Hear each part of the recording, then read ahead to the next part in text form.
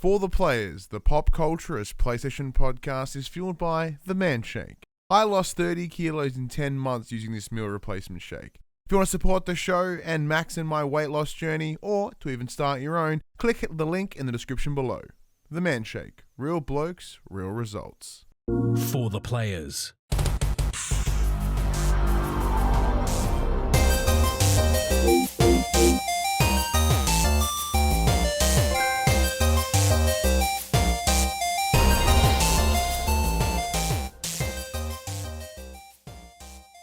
I'm Ryan Betson. I'm Max Cooper. And this is For the Players, the pop culturist PlayStation podcast with over 40 years of playing PlayStation, 8+ years, and that games community combined. I'd like to thank you for joining us in this PlayStation conversation. 5th time's the charm.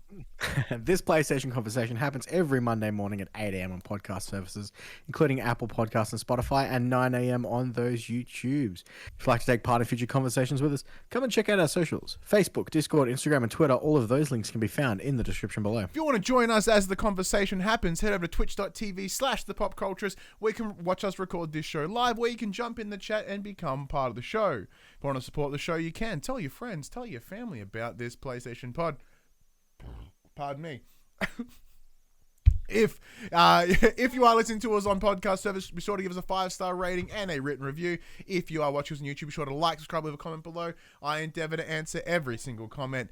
And if you want to support us financially, you can at patreon.com/thepopculturist, as well as our merchandise store, across.com/shop, where you can buy shirts and other assorted shit with our logos on it. Yes, buddy. What should I do first? I don't know. Mummy will have to help you out, buddy.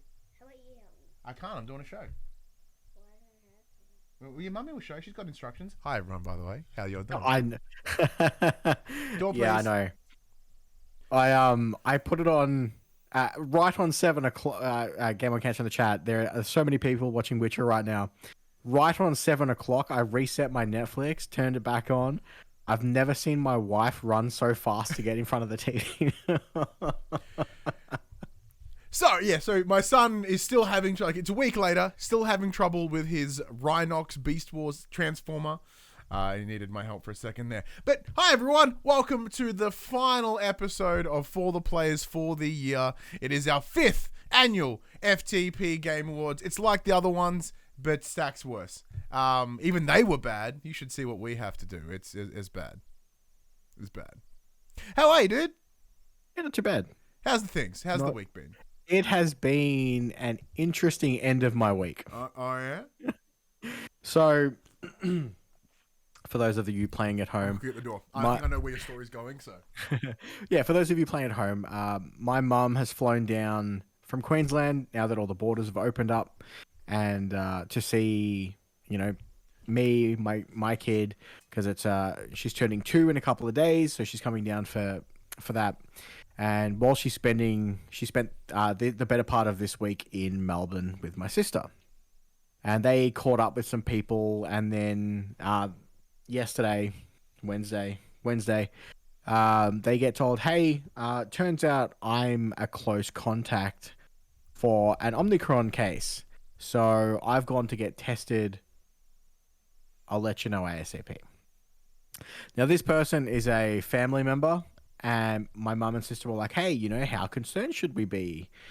Did you physically come into contact with this person, or were you just a close contact, so you were like in the same building as them? And, because family is always the most helpful, it was just, I'm a close contact, so you just have to treat me as a close contact. And they're like, yeah, but just for our peace of mind, did you see this person, or did you? Like, were you in the room with them? Were you in the suburb as them? Did you finger blast them? Like, what did you do? So, long story short, for 2 days, she just kept beating around the bush, and today, so 42 hours later, she got her test results back, and this was in the meantime, my sister and my mother went and got tested, and they had their results back before she did somehow.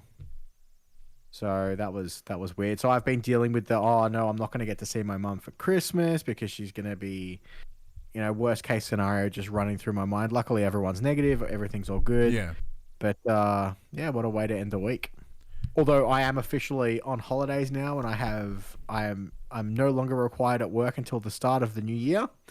So that's exciting. I don't know what I'm going to be able to. I don't know what I'm going to do with myself. You know, get to sleep in, maybe change my my sleeping routine a little bit now that I don't have to work all night long. Yeah, because I was gonna say, I was actually gonna ask that. So even though, because how long you got off? 2 weeks. 2.5 weeks. 2.5 weeks. So are you gonna disrupt Probably not. your nighttime sleep patterns? I mean, instead of going to bed at 7 o'clock in the morning, I'll probably go to bed at like 4 o'clock in the morning. So it won't be too hard to get back into the routine. But I won't drastically change it to the point where I'm going to bed at like 9 o'clock at night and getting up at, when I would normally go to sleep. Because like that is the difficalty. Because like you don't want to disrupt it.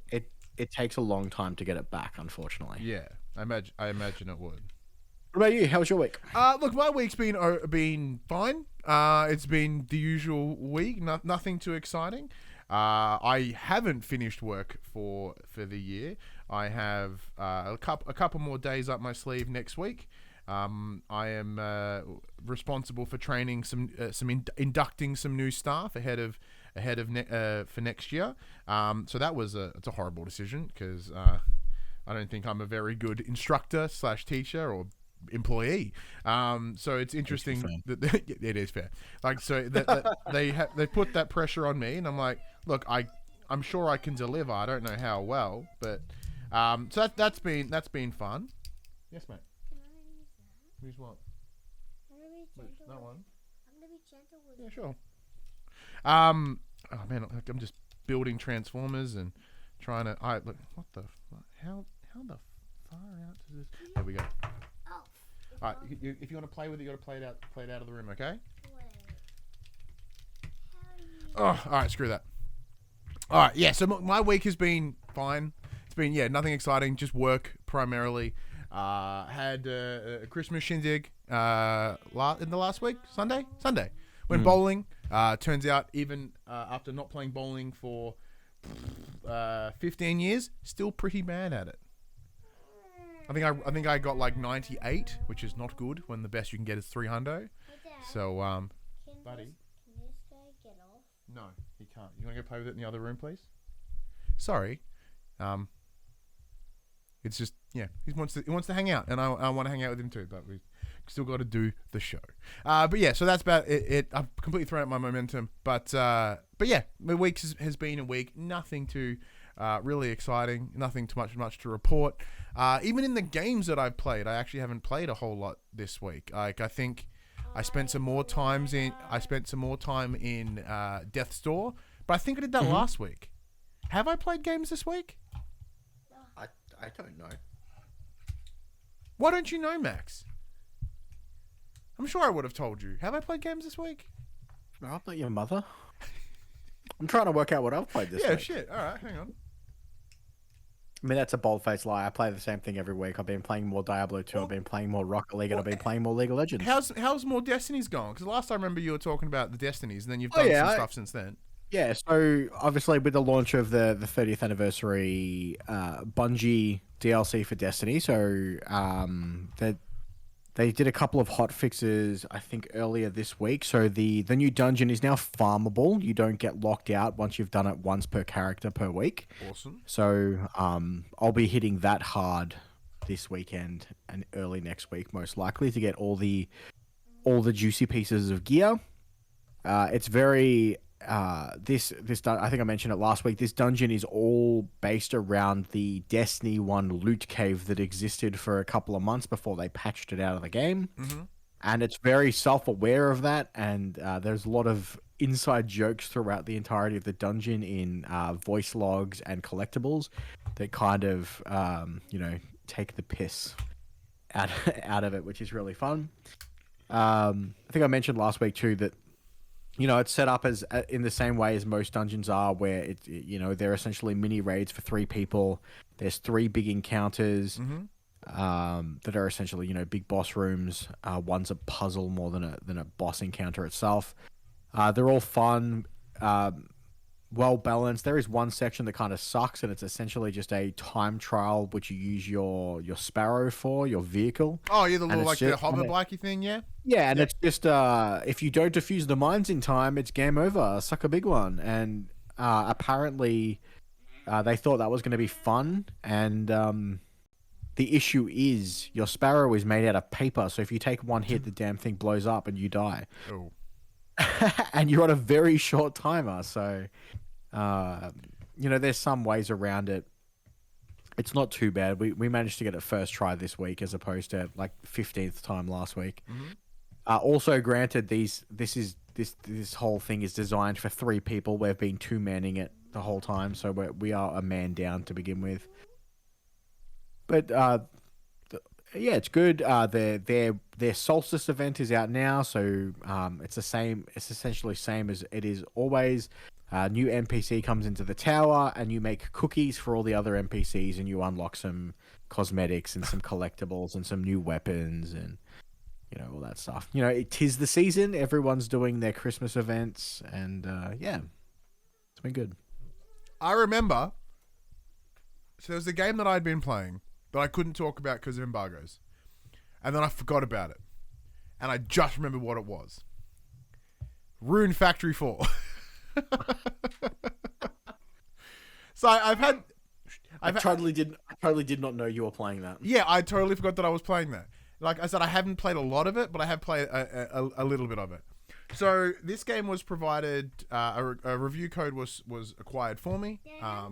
Buddy, How is this gonna get I have no idea. Yeah, so the review code was required for me. Was gifted to me. What's what I'm looking for? It was gifted to me, right? With the idea of making requested of me. Yeah, so there was to make some content with Player 2 with Paul.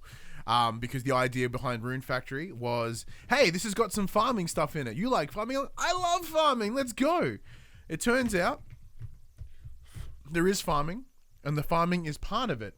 However, it's wrapped in so much weeb shit that it's very difficult to get to the farming stuff. Because like the first, what feels like 17 hours, it's not really, it's like 40 minutes, is just like text-based exposition, like there's just weebies, and like it's, you're fighting in this giant flying pirate ship. You then fall out of it, land onto some snarky dragon who's like all sassy, and then they think you're a prince of some sort, and they realize you're not a prince, and the real prince comes like, hey, well, you're here anyway. Do you want to just farm behind our castle? I'm like, I don't know anymore. So there are some difficulties because it is like an up port from a 3DS, I think. So it doesn't look all that rad. And it has all like the obnoxious like as you sort of press buttons and stuff. Look, I don't really have enough to say about it because the weebiness really distracted me, and I was like, yeah, I was super keen to play it. The weebie lost me, so I was like, I'm gonna have to actually dedicate some time to this. What?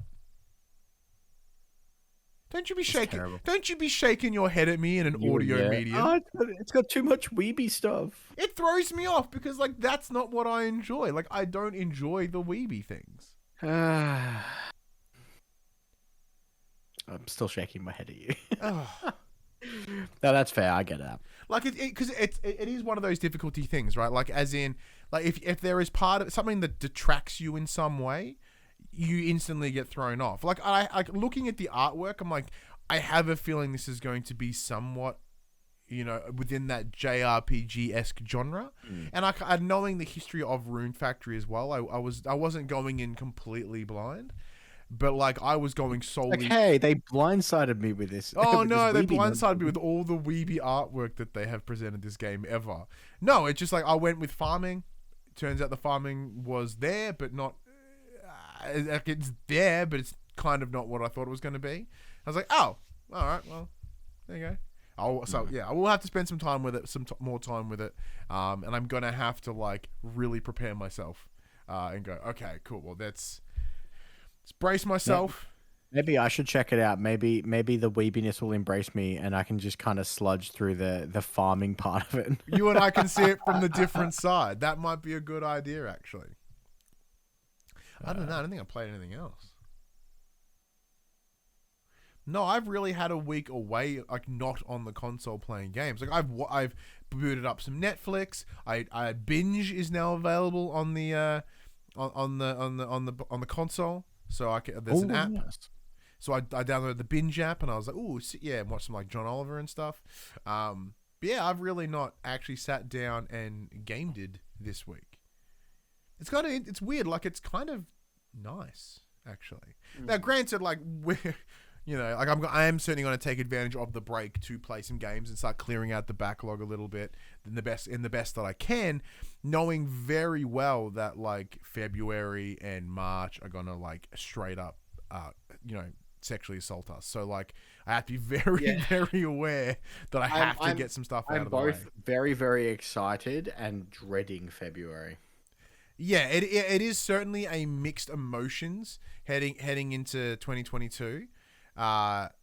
It's just it is quite daunting. It's very daunting, in fact. Like I think maybe the first episode of 2022 will be looking ahead at games that we're excited for. So no need to go. I can't wait until we rip the calendar up again straight away. I am not doing a calendar next year. If we do, it's digital, and then I can just destroy an iPad or something. Might be easier. All right. So what do you want to do, Max? Do you want to go straight into the game, our game conversations, and back end with biddies? Let's just smash out the quick biddies now. All right. Then we'll back end it with the real award show. All right. What we should do is like our final Get Less Fat update of the year. As for those of you that don't know, I lost 40 kilos using a product called the Manscaped. Max lost about 15 kilos. Each and every week we come in here and on the show talk about our weight loss and keep ourselves accountable. I still haven't weighed myself this week. Still doing shakes, doing whatever. I don't know. As I mentioned last week, I am full on in holiday mode. Although I've been eating so much fruit lately. Yeah. Because my kid's been eating a lot of watermelon, so I've just been like munching on that. Like I said, because we're doing this on a Friday and a Friday night, like my momentum is thrown. Like my complete like bang bang bang. I'm like I feel a little disorientated. Well, I stupidly I said to my wife last night, I'm like, hey, with Mum possibly coming down, I've got some housework to do.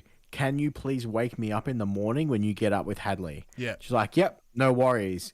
And then my dumbass didn't go to bed until 5:30, and then I got woken up at 9:30. So I chugged like 2 Red Bulls this afternoon to try and stay awake.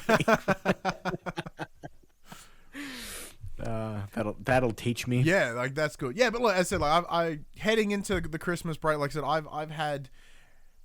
Like I've been in terms of the diet as I would have discussed last week. Like I'm still shaking every day. I'm still having like appropriate meals, but I've taken the pressure off. I've taken that step back. I'm like I'm not gonna. Well, as I said, I don't have access to scales, so like I'm just kind of like, you know what? I'm not going to worry about it. I've lost 40 kilos and I don't see myself gaining like 10 kilos back or anything. So as long as I stick to what I was doing before, I'll just keep that momentum. It should be fine. Now, granted, I haven't been going to the gym either because I'm just been finding myself exhausted at the end of the day.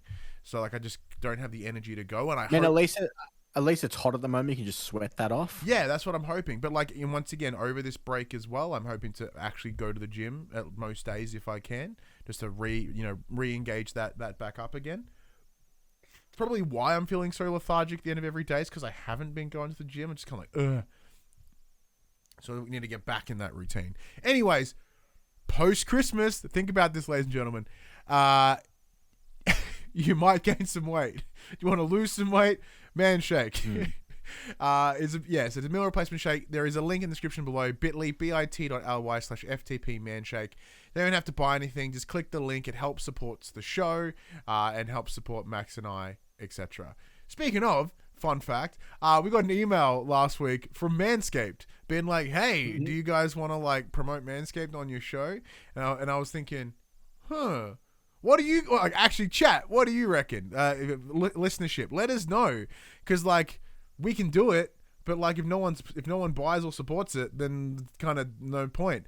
Like, now that we're all thin from Man Shake, we can see our nuts, so we might as well get some trimmers and keep that shit clean, right?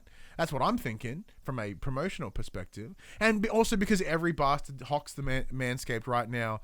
I'm pretty sure anyone that needed to keep a tidy ball bag has probably already done it. Let us know what you think. I thought it'd be fun. Get some Gooch shavers or something. Some Gooch shavers. Yeah. That's the most important part. Everyone talks about balls and the butt crack. It's the gooch. That shit's got to be nice and smooth. That are the ad reads that you'll get, Manscaped, just so you know. Anyways, let's get to the section called Inform the Players. We tell you about what happened this week in PlayStation. And look, everyone's getting ready for Christmas. Not a whole lot went down. Yeah, so we'll just smash out some quick biddies. So it's that time of the year where everyone looks back and does their year in review. And Pornhub is no different. Turns out PlayStation fans are still nasty, with the PlayStation console making up 60.6% of the traffic. Funnily enough, though, Ryan, the PlayStation Vita is down 75% from last year. Aww.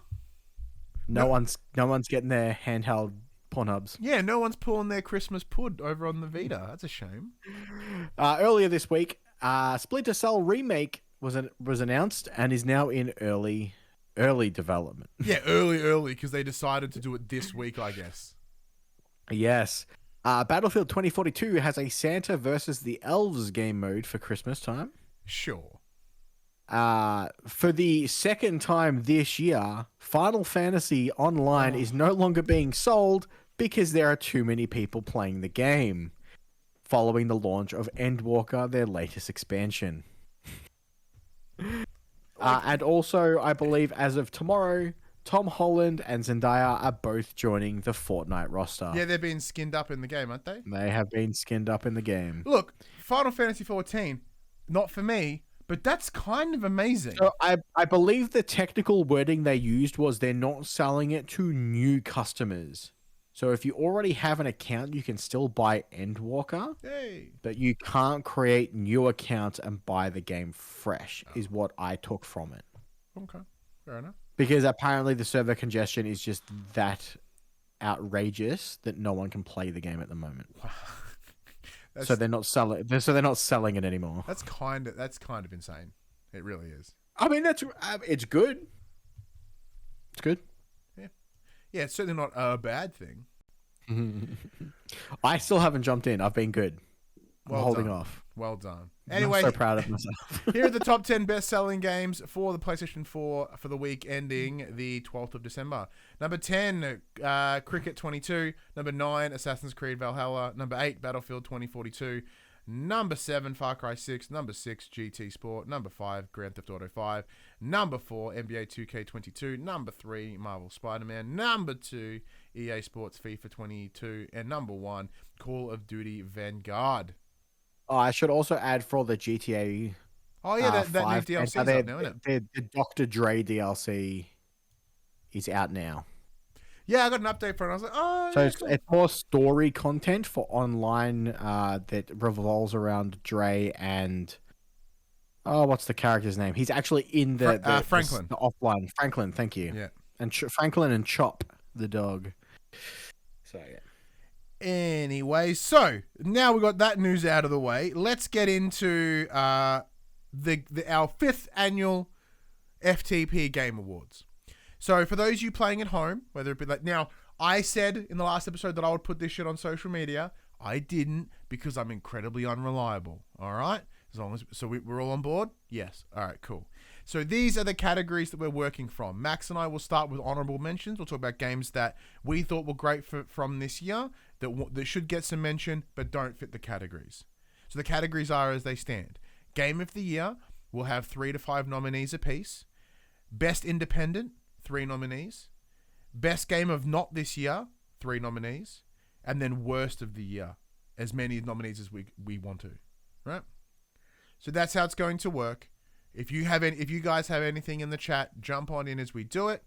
But yes, now Max and I will very likely, like, this isn't some unified voting system where this is unless we pick the same one, which I don't think we are.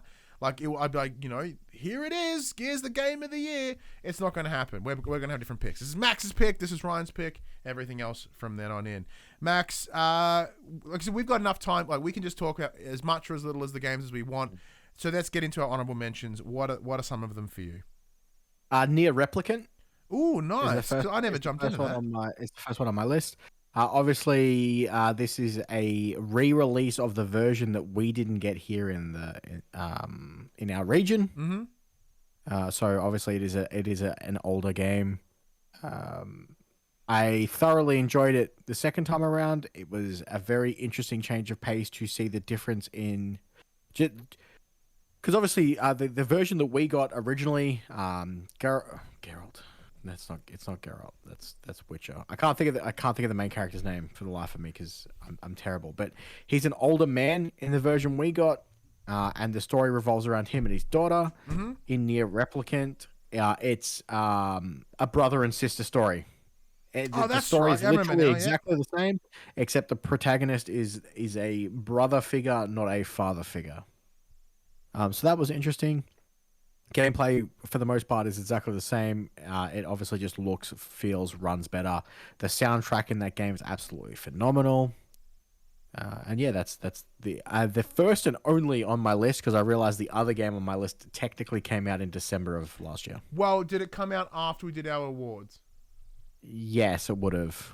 Well then in that case, I'm happy because it was Immortals Phoenix Rising, and I believe it came out the week before we did our show. I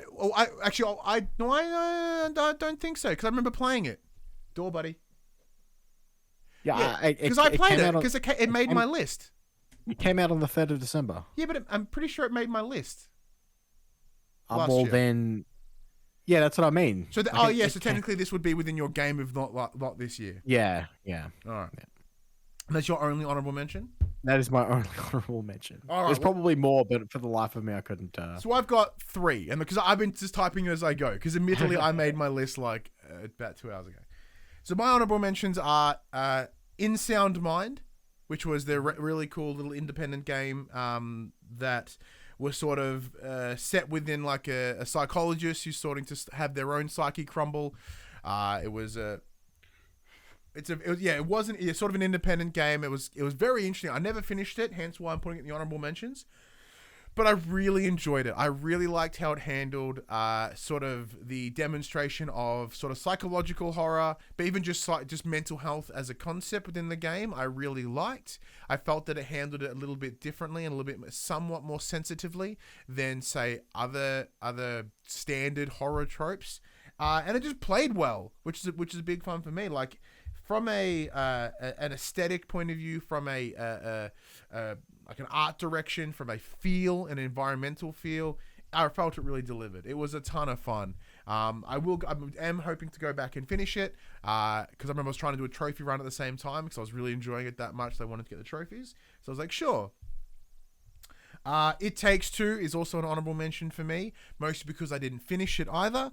I was going to say, how is it an honorable mention? How dare you? Only because I hadn't finished it. Like I've heard there be contention around how the story is told and how the story is finalized, and I feel that may be a very key definitive thing for me. Like if I don't know how that story ends or how that game ends, I'm unsure whether I can correctly put it in my list.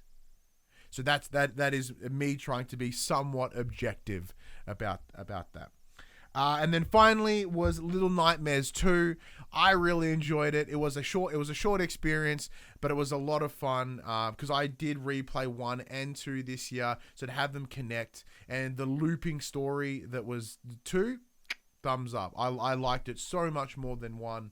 I think I remember there was being like that feeling of like it could have been a multiplayer game if they wanted it to, because you were sort of escorting the character from 1 whose name I can never remember, but they didn't. They went with a single player. Still very cool. I hope they would have done it in a 3rd, but then we came to learn that the studio have made the call to no longer do Little Nightmares games. I was like, well, that's disappointing because you're onto something really good, and 2 was such an improvement over 1, like from a design standpoint, as in the characters, the monster designs are really, really cool. The level design was great. The puzzles were fantastic. I really, really enjoyed it, and it's a shame that we may not see another one. Done. Next, we'll get this category out of the way because it's the shitty one. Worst games of the year. Now, normally, we'll preface, we're very lucky because of the games that we play and the games that we review or games that we get access to review copies for, we aren't IGN, right? So we don't have to play everything. We play what we want to play. So 9 times out of 10, we're very lucky. We're like, I want to play this game to catch my interest. And we play it, and it's at least good because we were interested in playing it. However, some shit seeps through the cracks. Hence, what this category is for. Now, I'm reasonably confident, Max, that one of the picks for both of us is exactly the same. Yes. And that is the Grand Theft Auto, the Trilogy, the Definitive Edition. Yeah. Now, you didn't even buy it. I did like a chump. I bought it for the PS5, so I spent time with 3. I played a little bit of San Andreas, a little bit of Vice City, and this is pre-patch. But even with a post-patch, we go by what we played at release, where possible, and that was disgusting. Mm-hmm. Yeah, so I technically did try and buy it, but I wanted it in a physical copy because I had a feeling that it could be terrible. And it turns out, obviously, the physical version was not sold until, I believe, this week. So I Is it actually out played... now, or is it still... So, I think it is. I'll have a look. I know it got delayed. Hang on. I played San Andreas through Games Pass. And yeah, it sucked at launch. It has slightly improved since the patches. I played it both pre and post patch, and it is much better than what it was, but it's still rough. Yes, it is available now. You can go and buy it from Epic Games. Now, the other game on my list technically came out last year, but was also re-released this year for current gen consoles, and that is Marvel's Avengers. Because we did go back and play it on PS5. Because I installed it again as soon as it came out on PS5, and it's still rough. Mm-hmm. And all the decisions behind it to make it essentially pay to win and lower the XP and charge people for XP, and then taking that option away but not re-increasing the XP gains in-game, it's just a hot mess. Yeah, and then of course with the forever delayed introduction of Spider-Man, as everyone was like had poo-pooed about it anyway, and then it took him so long to actually do that when it finally did drop early this month, everyone's like, eh.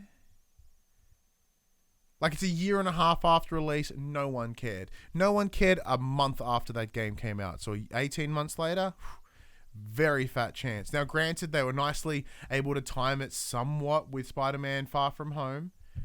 Far From Home? No. No Way Home. No Way Home. God damn. That they were able to go, oh, cool, I guess it's connected somewhat. No, still didn't save it. The other one that I put on here, I wouldn't say it's the worst game of the year, but it's at least a disappointment for me. And for me, that is the Dark Pictures House of Ashes. So I have gone on record, love the Dark Pictures. Man 'em it down, not that rad, but I still enjoyed it. Little Hope. Little Hope, I fucking loved. I thought Little Hope was brilliant. Like it's great mix of like the Salem witch trials with some Silent Hill energy and like some supernatural horror. Loved it. Thought it was fantastic. It had like real village sort of, like it's the spooky village vibes. It was dope. This not so much. Now, whether it be because of the military aspect of it, which military doesn't really interest me, mixed with the idea of it being sort of your Predator ex-Alien sort of horror, which I'm not a big fan of because I'm like monster horror in that sense of the word is kind of not for me. But I tried to play it. Could it be that Ashley Tisdale looked jank? Probably. Like, there were some aspects of the game that were improved, like the change of the camera, the ability to move around in the world a little bit differently. Like, there were some improvements. However, what we're going there for, which is the story, which is the characters, wasn't there for me. Yeah, I think the subject material was lacking compared to the first two. Yeah. The gameplay improvements were fantastic and well implemented. But unfortunately, the story wasn't there to back up those changes. Absolutely spot on. Absolutely spot on. Now, like, once again, COVID could have maybe played a role as well. But the release cycle of these games, because they're doing them every year, it's every year, isn't it? Yeah, like they would have. There is still at least a 2-year cycle on them potentially. As one kind of wraps up and the other one kind of comes in, whatever. But it's still like, things were already in place, things were already in motion, but like The downside of them trying to tell these different stories is might be a bit of a downside, I guess. Now, I haven't seen the trailer at the end of this one, so I don't know what the next one holds. Whether that one is more for me, who knows? Guess we'll find out. But that was another one that I did endeavor to go back and finish, but I just couldn't get myself to do it, and I think that might be a problem in of itself. I have a feeling this might be a relatively short episode, Max, and that's fine. That's fine by me. Next up is the best games of not this year, or the Josh Saunders Award. For those who don't know, my co-host previous to Max was a gentleman by the name of Josh Saunders, and he was notorious in not playing games the year they came out. So we literally had to make a category just for him to acknowledge the games that he has played that released in the year before. So Max, what are some of the games that appeared in your list that didn't release this year? I have 3 games on my list. 2 of them are very, very easy guesses because I mentioned that I play them every single week, and that is Destiny 2 and Rocket League. The last being so this Control. is essentially our ongoing. Yeah, but the last one is Control. Nice. Obviously, we got the next gen version this year, I believe. So I jumped back in then. That game still holds up so well. And, on the back end of us finding out that Alan Wake 2 has been wished into existence, I think the Remedy games are fantastic, especially now that they're creating this Alan-verse. There was, they had that whole Alan Wake DLC in Control. There's constant references back to that inside the game in collectibles and memos and audio logs. And it's such an interesting delivery of a game. It had one of the best moments I've had in games for a while, and that's that. Was it the maze? Yeah, the maze sequence. You've got that heavy metal music coming in, and it's very Inception when all the things are folding in on themselves, and it was just brilliantly done. That whole set piece was just fantastically done. Yeah, so like Control came in number 2 for us. Was it last year? You're behind Death Stranding, I think. Yeah, I think so. Yeah. Yeah, so like I loved Control. It's great mix of Twin Peaks weirdness with just absolute bonkers gameplay, and it was fantastic. I loved it. I did go back to it on PS5 as well, but I think other games came in the way, so I never got to really see it through because I never dived into the DLC, whether it be AWE or the other one, which I forget what that was called. So I've never went back. So, excuse me. I understand why that would make the list again because it's absolutely fantastic. So here are my 3 picks. Oh wait, yeah. Was that your 3? Yeah, that's it. Nice. So here are my 3. Now, 2 of these are a little bit cheating because they did technically release this year. However, they are ports of games from previous years, and Max using the same idea around PS5 ports of PS4 games. Checks out. First one is a given. It's Story of Seasons, Friends of Mineral Town.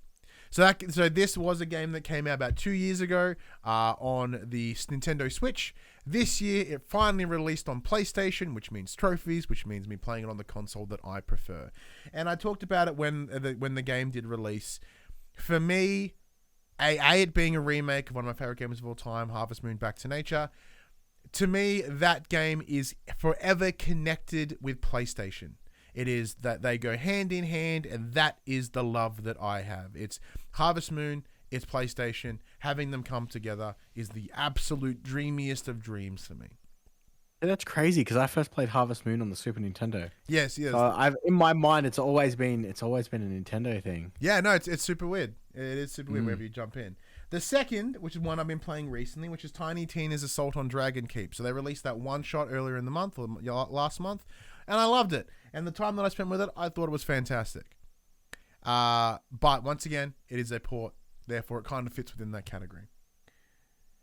But one of the best games of not this year, which I unsurprisingly never finished, but I surprisingly enjoyed, was Hades. So Hades, although it did technically release on PlayStation this year, but it did release on PC last year, therefore it also is bridging that weird line. With it being it literally won Game of the Year last year. It did. It 100% did. And I understand why. Because especially after, on the back of playing Returnal, Hades is, at least to me, a much better game.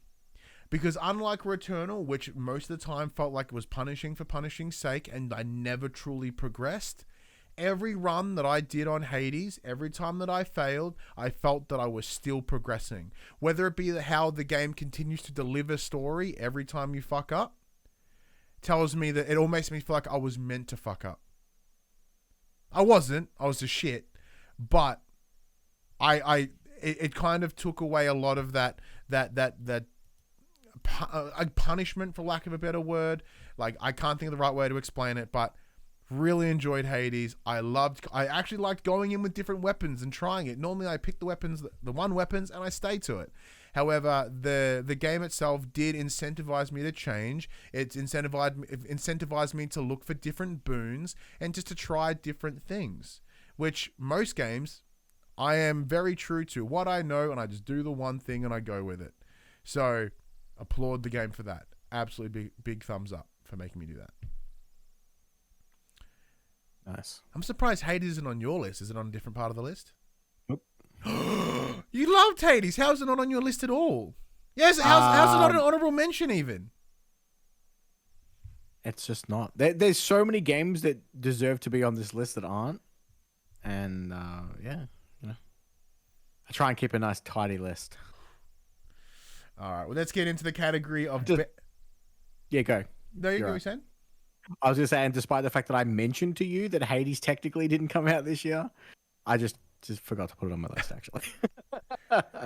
All right, so here's the category of best independent. Max. So I cheated a little bit here. Actually, we're not picking our winners. We're just listing names. So who was your actual worst game of the year for you? It's GTA the Trilogy, the definitive edition. Best game of not this year? For me, it does have to be Destiny 2. Yeah. For me, it has to be Story of Seasons. Like, who the fuck else? Easy. Who are your nominees for best independent? Okay, so number 1 is Death's Door. Is that the winner, or is that just a nominee? No. Just nomination number 1, Death's Door. Nomination number 2 is Little Nightmares 2.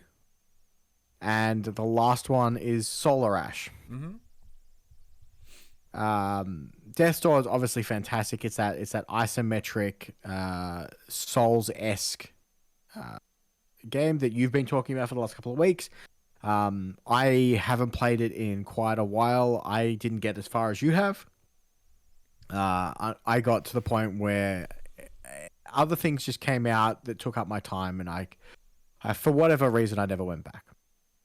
Little Nightmares 2, as you mentioned earlier, and as I mentioned when we were playing it, the game was absolutely fantastic, and for quite some time, that game was very much in my Game of the Year award list. Mm-hmm.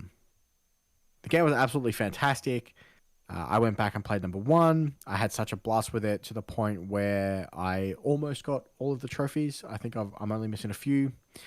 I normally don't trophy hunt in games like that. I normally don't trophy hunt at all. It's not my thing. Mm-hmm. But I had such a fun time with that game, and the way and kind of just the fun gameplay loop of the story and how it told it was really fun and interesting. I enjoyed the weird body horror dysmorphism that they had in their like faux boss encounters was cool. I really enjoyed that. And then obviously Solar Ash, I recently played the last couple of weeks. I've been talking about that. That's the puzzle platforming game from the Hyperlight Drifter team. That's been absolutely fantastic, and that is my indie game of the year. Is that recency bias, Max? It's not recency bias. I enjoyed that game more than the other two. I love the fact that the hardest part of this game, despite the fact that it has combat and boss encounters, is that the difficulty of this game is just the pure platforming and trying to keep your momentum so you can. I think I mentioned how the boss fights essentially work. You have to climb across these Shadow of the Colossus style bosses, and you essentially skate across them, hitting weak points. And the difficulty is not hitting the weak points, it's keeping your momentum up on the safe zones of the body because they're on timers. So if you don't hit the next weak point before the timer runs out, it kicks you off the boss. You take a point of damage, and you can only have a maximum of 5 health if you've completely upgraded your health. I think I finished the game with 2 health points max. So if you screw up twice, it was kind of a game over reset type thing. That wasn't overly punishing. It does just send you back to the last checkpoint, so you don't lose any real progress. But yeah, that game is so fantastic. And if you're worried about it's too fast paced combat, the combat is so light. It is more of a puzzle platforming game, and it should be looked at as a puzzle platforming game. Very much so. Fantastic. Also, while we were chatting there, we did receive a follow from Latharu, and they also say hi in the chat. Hello, Latharu. How are you doing? So here are my nominees for Best Independent Game of the Year. Number 1, Trigger Witch. Once again, not the winner. This is the nominee number 1, Trigger Witch. So Trigger Witch was Rainbite, written by our good friend John O'Peck. I really, really enjoyed this game. It was a really cool twin-stick shooter mixed with a very interesting story around the idea of what if mysticism was replaced with guns. It was called ballisticism, and it was silly. And I loved it. And there was dumb references across the board. And then you ended the game, in a spoilers fight with Stalin. It was dope. Like, it was really not what I expected. It played incredibly well. It looked lovely. It was a really, really cool sort of independent experience. I had a great time with it. I really enjoyed it. Number 2 is Death's Door.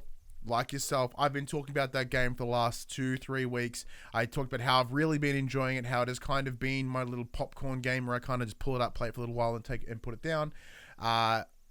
Even though it's got the Dark Souls-esque systems to it, I haven't found it to be punishing or debilitating in the same way that like Hades or Returnal have. It is a little bit easier and different in that way. Whether it be the ability to see everything in 360 because that isometric view, that's fine. I'm enjoying the story as not deep as I'm really diving into it. I believe that aesthetically it is fantastic. I love the style that they've chosen to go with it musically. Like the audio is great as well. Character designs are really cool. I like being a little bird with a sword. That's awesome. And then the little creatures and monsters are fun as well. However, the third nominee and the unquestionable winner for me this year for Best Independent Game is Kena Bridge of Spirits. This is going to be a given. I praised the absolute shit out of that game when I played it because the game is amazing. From a technical perspective, the game is awesome. It is by far one of the best looking games ever to grace the PlayStation, or at least the PlayStation 5. Like if you want to look at it, like forever, all we hear about are games that they're like, they're like Pixar games. No, Kena is a Pixar game. And like it has the same sort of, puffy cheeked little characters and they all look adorable and it looks clean. It looks beautiful. Absolutely stunning. Then to make matters even better, the story is phenomenal. And once again, like as you sort of see the details of the character that you're playing, because Kena is, she's a bridge. She's someone that she's literally someone that gets spirits to the end of, to move on to the next realm. So throughout the story that you have, there are 3 areas, I believe, or was it 4 areas? 3 or 4 areas where you go through and you are essentially there to help these spirits transition into whatever the next realm is. And this game had me crying multiple times. And I think Max, compared to you or I, for your like you are an individual that loves gameplay over story most of the time, right? Like story still works for you, but like especially with your love for Soulsborns and whatnot, gameplay for you is more important. I mean, you could argue that to a certain degree, but then you look at my game of the year last year, which was Death Stranding, and it's the story that won me over for that. Yeah. So it does depend. I'm one of those people that if I'm having enough fun with the gameplay, the substance of the story doesn't affect me as much. Like if it's, I can still enjoy myself playing the game because I'm enjoying the way the game plays. And the alternate can be said of, I can still enjoy a game that may look not as good as something else or may not play as well as something else if the story is compelling enough to get me through it. Mm-hmm. Much in the way that, obviously Death Stranding looked fantastic, but gameplay-wise, there wasn't much to it. It was the story that was pushing me forward that wanted me to get through that. Yeah. Because like if you look back at my last 3 game of the years, right, we're looking at really good story games. We're looking at Last of Us Part 2, Death Stranding. Death Stranding was 2019. Last of Us was last year. And Control was the year before. Yeah, and then God of War. Like we're looking, the last 3 years have been completely story-driven choices. So you can understand why Kina would hit me in such a way. And because I'm a big sucker for emotional stories, big sucker for a character drama.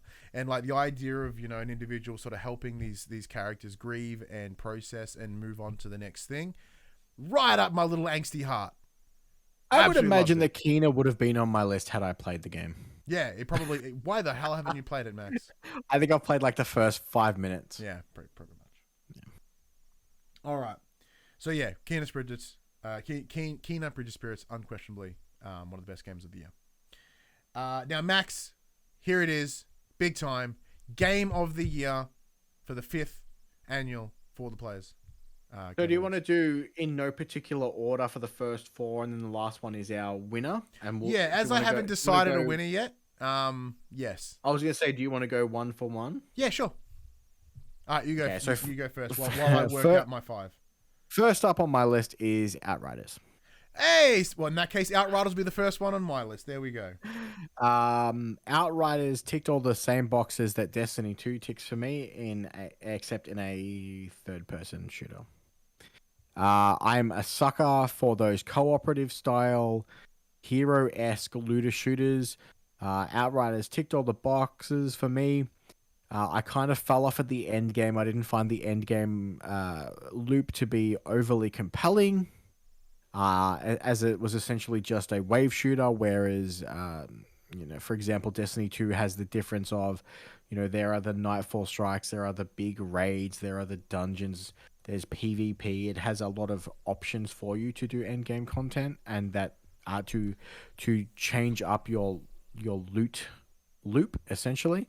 Whereas I found I was running the same mission over and over and over again in Outriders to get that one specific piece of gear that would help me with my build.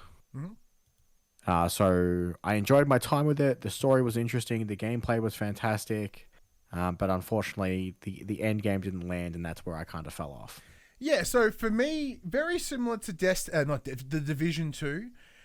Which I gave zero fucks about that story, and it was entirely the gameplay that pulled me forward. Outriders was exactly the same. I thoroughly enjoyed playing Outriders. I couldn't tell you dick about the story. There were some parts I remember happening. I remember there being like some dude in a wheelchair at some point, or a woman in a wheelchair at some point. I don't know. But for me, it was that cover-based shooting that was so much fun to play that I enjoyed going in and speccing my gear and just playing it through. And I absolutely loved it from that sense. It did feel a little bit long in the tooth, as I thought that I'd finish the game. Like, joke's on you, there's more. So that part was probably one of the biggest detractors for me from the game itself. Gameplay was tight. Once I finished the campaign and I, similar to yourself, got into that end game and realized it was wave-based, and by the time I got to it, no one I know was playing it, so there was no, you were done with it. I'm pretty sure you're playing it on Xbox too. No, I played on Oh, PlayStation. well, there you go. So it's just like, oh, well, I've got no one to run the end game with. There it is, Dunskies. Yeah. Admittedly, like, because throughout this year I did do my Cert 4 in mental health, and that was done via Zoom at home. And I spent a big time of that playing Outriders. So shout out to Outriders for getting me through my Cert 4. Next up on my list is Scarlet Nexus. I have not played this. This is all you. So Scarlet Nexus came out earlier in the year. It was a big JRPG. Again, ticking all the right boxes for me. It was one of those dual storytelling. So you had two protagonists, one female character, one male character. They each experienced the same story, but from different point of views. So you get to play through the both of them. In typical JRPG fashion, you do have the backup of team members, which allowed you to use special abilities that would enhance your character to allow them to use special powers, special attacks throughout the game. The story was compelling. The gameplay itself was tight, fun combat, but unfortunately, there was just, I enjoyed my time with something else on my list a little bit more. Not too bad. Like, yeah, because Scarlet Nexus was like, this was the flower pot people, yeah? Yes. Yeah. So I remember seeing this at a State of Play and being like, this is really cool. And then I remember a review code coming through, and I was like, Max, check it out and let me know. And you're like, do not play it, Ryan. I'm like, no worries, Max. Like, just the cool flower pot definitely enemies. not a you game. Yeah, the cool flower pot enemies is not enough to get me across the line. Now, look, I've only somehow got 4 Game of the Year nods. This one, can I pull one from out of my butt somewhere? Where else?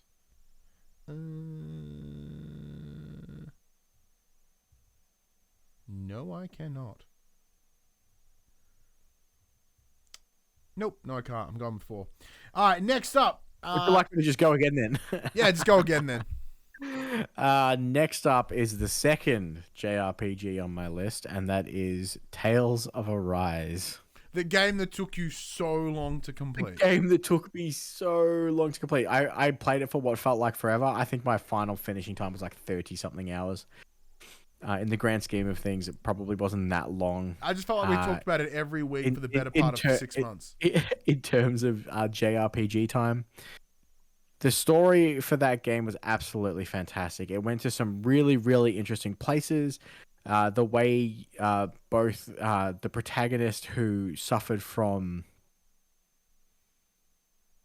what I'm suffering from now, the thing that I can't memory loss. Yeah, he loses his memories. Thank you.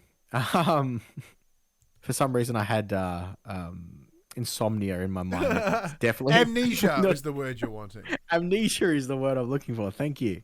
So you're a protagonist who suffers from amnesia. So you're getting your memories back throughout the game. All the people in your party all have their own very interesting, intriguing backstories as to why they're there with you, as to why they're helping you. And it's essentially a war of the worlds. It talks about essentially like the difference of races, because there's an upper class and a lower class citizenry in the world that you're playing in. It was just a very interesting way to put forward the story. This would have been my game of the year, but it does something that a lot of JRPGs do that I tend to not like, and that was at a specific point in the game, they realize that the game has gone on for too long, and then they just hit you with like 8 hours of exposition to wrap up the story very quickly. And it kind of puts a big halt on what you're doing, because the game is very much split into 2 parts, and part 1 is significantly longer than part 2, but part 1 has all the fun gameplay elements in it, whereas part 2 just smacks you around with exposition for a while and then wraps everything up nicely. Mm-hmm. Very nice. Once again, a game that I was like, oh, maybe. And then you went, no. I mean, it does have farming in it, but again, it's trapped behind all that weebiness. And I have a feeling this game is even more weebier than Rune Factory. Most likely, yes. Yeah. Anyway, my next Game of the Year nominee is Ratchet and Clank Rift Apart. Now, admittedly, just like the actual Game Awards, I had slim pickings. I did play a lot of games this year. I ended up playing 30, 40 something. What was my final count by the end of the year? It was...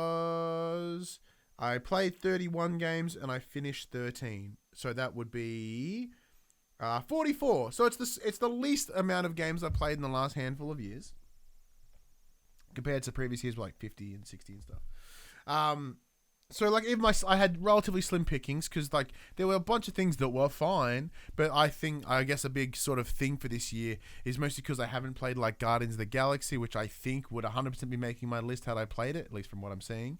I'm like, oh, cool. All right. So I get to go with this. Ratchet and Clank. It was dope. I really enjoyed it from a story perspective. I thought it was really cool in terms of a continuation of the greater Ratchet and Clank story. I really enjoyed the introduction of Ratchet and Kit, especially. I thought Kit was great because as the character Kit sort of brought in some mental health aspects, which tickled my fancy. The game looked amazing. It played really, really well. But I would still argue that what the game was doing, quote unquote, in terms of its next gen delivery of the rifts, were all in linear encounters, and it's very likely you could have done it on any other console. I truly don't believe that it is as next gen as they claim to be from a delivery, from an aesthetic and an appearance, for sure. It's probably the only platinums that I got this year, and went out of my way to get. So I think that should credit it alone. But I still really, really enjoyed it. Was I absolutely blown away by it? No. But I still really enjoyed my time with Ratchet and Clank.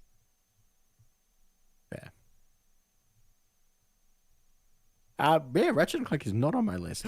It is also one of the other games that one of the only games I platinumed this year. But yeah, did not make my list. What did make your list? Sorry, I'm getting my computer's going haywire because apparently I have 900 meg free on my Windows drive and it's going mental. So I just had to quickly delete some stuff. Because Audacity saves to that and it's having a whinge. Next up, so this is number 4, obviously 4th in the list of 5, not necessarily in any order, but the next one up is Returnal. Man, I really, really enjoyed that game. Up until the point where it screwed me over. So, basically, there's once you finish the loop, once you finished your first run, you get to a point where you can unlock keys, and the keys are in randomly generated rooms in random locations in each run, because that's how the game works. These keys are one of the only persistent items in the game, so if you die after you collect the key, you do get to keep the key, because you need to collect all 6. There's one in each of the different biomes. I collected all 6, and then for some reason the game's like, nah man, you've only got 5, and I have yet to be able to find that last key again. Oof. Which means I can't see the final cutscene, and that kind of just grinded me up. And I haven't played it since. Look, but it for a long time, it was the game that I went, I've got 20 minutes. I'm going to do a quick Returnal run. Mm. And it was the game that I enjoyed going to pick up and play. See, for me, Returnal had so much potential, and in terms of something that I would like. Mm. Because it looked cool, it played really, really well. But what I found was that it's the roguelike-y parts of it were almost too brutal. Like the complete RNG of the game, I believe it's to its detriment. Because I spent more time feel like I was hitting my face against a wall and never actively progressing. Because there were no ongoing skills, there was no ongoing growth. Like it felt completely up to chance if I had a good run. Yeah. And I don't have time to just keep trying until I get a run that goes well. Like I managed to get all the way to the final boss of the third realm, and then the game just punched my face in. And I'm like, this is becoming very quickly not fun for me. I found that boss to be the hardest of the 6. Yeah, which is balls because I had such a hard time with the first and the second one. And like I don't have the skill set, whether it be in the twitch based shooting or any skill to be good at the game. I really don't. Yeah. So like that is a downside for me. But then, it's just it looked cool. It played well. It was fun to play when I did. But that constant just really feeling like you're never actively winning is not fun for me. Now, granted, I think at the time I was also having a bit of a shit time, just in general. So then having a game that was just like additionally kicking my face in didn't work for me. Yeah. So it didn't help. That's fair. But yeah, I can understand why for many it would be in their game of the year lists, and I completely agree with them on their reasons as to why it would be. Just for me, not the case. Not the case at all. Let's see. What else was in my list? Next up was Far Cry 6. I love Far Cry games. It was easy. It's a given. So jumping back into this, I'm like, cool, it's more Far Cry. However, there does feel like that there is more to it. Like it is, in some ways, just another Far Cry game, but there is enough differences within it, to me, that I find interesting. Now, is it like I kind of liked Joseph Seed as a villain a bit more than I do, Anton Castillo, but I think that there is enough that is engaging about him for me to progress further. Some of the downsides of it, the game is dense, and I've put like 25 something hours into it, and I'm nearly cleared the second area. I'm like, that's a lot. And then there's like 4 areas plus taking on Anton at the end. I'm like, this can't go any higher because it's just taking so long for me to finish. And whether I finish it, I probably won't. But I still loved it. I absolutely love playing it. Like every time I jump in, then I go, yeah. And I start shooting things and blowing up things and just enjoying it and having fun and using the big fuck off jetpack. Like the game's good. Far Cry is good. And I enjoy taking out hideouts and gang bases and whatnot and stealthing my way through. Absolutely love it. To me, game's great.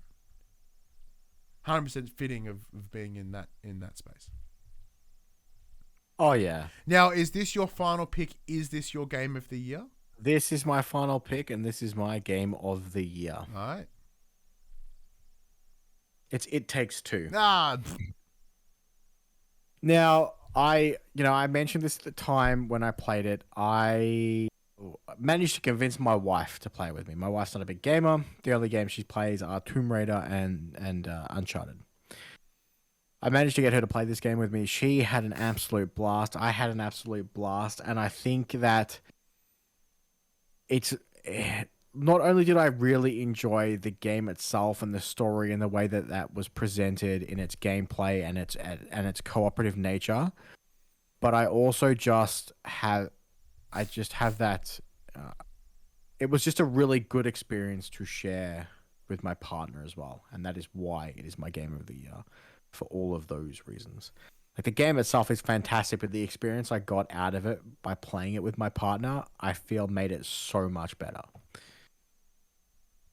So, yeah, the game is fantastically balanced for a co-op shooter. It doesn't feel like you can play it with someone with vastly different skill levels to yourself because of that teamwork function. It allows you to be able to help that player through those hard parts that maybe be a little bit more difficult for them.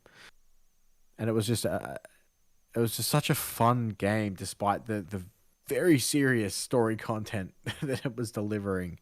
We had such a blast with it, and it is such an easy recommend if you have someone to play it with. It is a game that definitely deserves to be played. Yeah, as I mentioned, we went after we played this. We went back and tried to do. Is it A Way Out? Yeah. Was the previous one? We tried to do that. That wasn't clicking with us so much. Yeah, it's a lot more serious in tone. It is a lot more serious in tone. being the story of the two brothers or yeah, it was just, it didn't click the same way. No, I don't think they were brothers. No, that's the first game that Fire Sprite did. Oh yeah. Hazelight, sorry. Yeah, so it just didn't click with us in the same way that what It Takes Two did. That's fair. What is your game of the year this year, Ryan? I originally didn't know what my game of the year was. Just picked. Yeah, I've just picked purely because I just eliminated the rest. Therefore, my game of the year, I guess, is Resident Evil 8 Village. And like as I sit here and I think about it, like I was going to put Outriders in there as maybe as my game of the year because I enjoyed the gameplay of it so much, and I knew that was going to be in my list early on. But then I thought about it. I'm like, you know what? No, it's Resident Evil, unquestionably, because is the game perfect? No, not at all. Like there were some gripes that I had with it. However, I do believe it is one of the best games that I have played this year for a number of different reasons. I have really enjoyed these first-person Resident Evil remakes. Now, Resident Evil in general. So I'm new to Resident Evil. Like, I played 4 back in the day. I played 5 back in the day. And I didn't really think too much about it. But it wasn't until Resident Evil 7 and then 2, 3 remake plus 8 that I really fell in love with that franchise. Like, a lot. So I thought, so 7's great. And then 8 is just an extension of that. What I loved about 8 is the continuation of that story, continuation of those characters, and I do love how the game presents.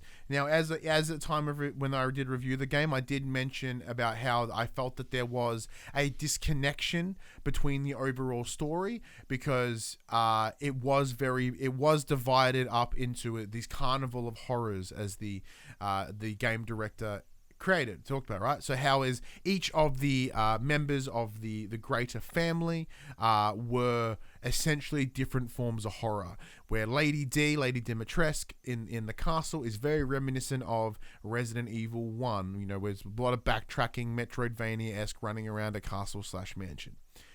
Then you had like the psychological horror, then you had body horror, then you had that weird cyborg futuristic, army of Frankenstein sort of vibe in the back end as well. Like they really hit all these different types of horror, with the village itself being this center point in the middle. And I do believe the game did fall short by not having a greater connected narrative. However, I do believe the parts of it delivered in such a way that I still really enjoyed myself.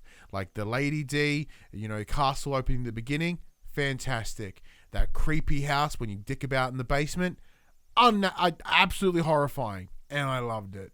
Even the monster horror of what's his name? Oh, the fish lad. Yeah, I want to say Marvin Monroe, but that's the character from The Simpsons. No, it's whatever his name is. It's based on the idea of like that planet, that episode of Treehouse of Horrors where they go to the island and they do all the cool things. That one is, for me, I enjoyed him as well. I enjoyed the dude at the back end. The big boss fight was great. The story throughout it, how they connect it to not just Moreau. Yes, thank you. The way they connected it to 7 is great. The way they've integrated it with the remakes of 2, 3, and the upcoming remake of 4, which not officially announced, but we know it's coming. Like the way they've been able to weave all this together is an absolute plus, because at least in my understanding, Resident Evil for the longest time has seen, because of its amount of spin-offs and mainline games and changes in genre, it has felt relatively disconnected. And I think they've gone out of their way to bring it all together as one collective narrative. And I love it. And I love it for that. So there you go. My game of the year, not because of the giant big booby lady. 100% because of the big booby lady. Look, played a role. Resident Evil 8 Village, Ryan's game of the year, I guess. I must admit, I really enjoyed my time with Resident Evil 8.